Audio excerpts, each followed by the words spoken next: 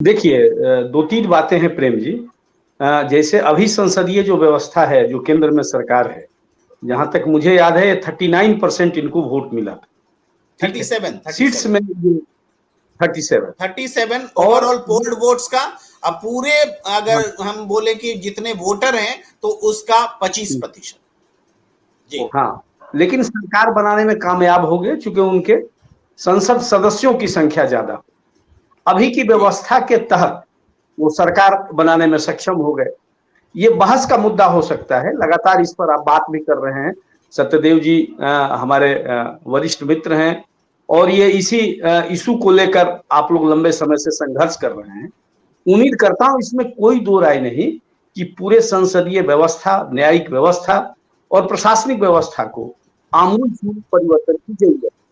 70 वर्ष गुजर गया, लेकिन जहां तक मुझे जानकारी है कि संविधान बनने के दूसरे या तीसरे दिन ही संशोधन की स्थिति आ गई थी।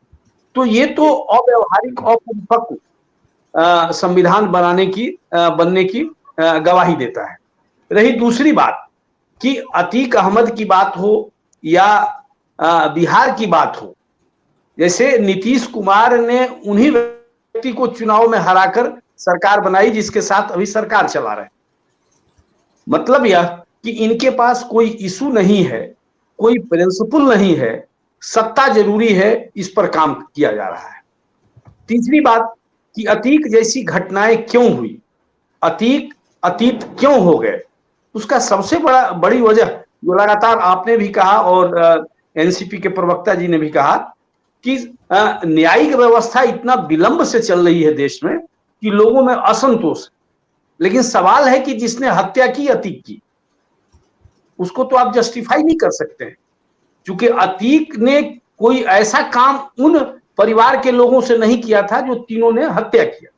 अब देखिए, दो हत्यारे मारे गए, मान लीजिए कि वो हत्यारे थे, पापी थे, जो भी थे, तो दो अपराधी मारे गए तो तीन अपराधी का जन्म हो गया।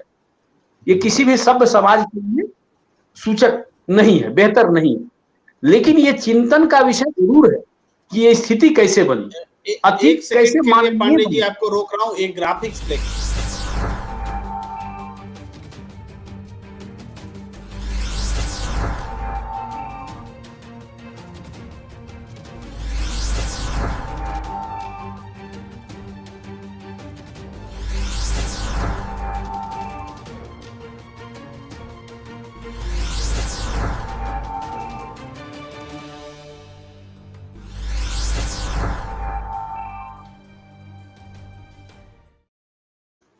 जी सुनील पांडे जी, ये ग्राफिक्स मैंने इसलिए दिखाए क्योंकि सुप्रीम कोर्ट ने भरोसा दिया था अतीक अहमद को। जब वो सुप्रीम कोर्ट गए थे ये दोनों भाई, और इस बात पर विवाद है कि मैं गए थे बोलूं या गया था बोलूं, लेकिन पूर्व सांसद भी रहे हैं, तो मैं मान लेता हूं कि जब लालू जी बोलता हूं तो चलिए दूसरों को भी मुझे बोलना पड़ेगा, या तो सबके साथ एक जैसा व्यवहार रखूं।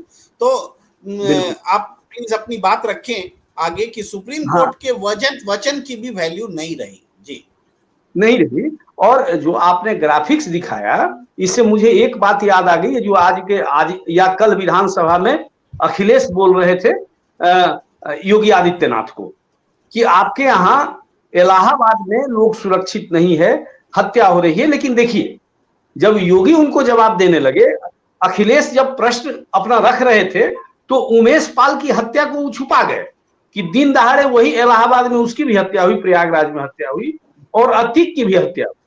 अब सवाल था, योगी जब उनको जवाब देने लगे तो उन्होंने कहा कि अतीक को किसने अतीक बनाया, अपराधी किसने बनाया।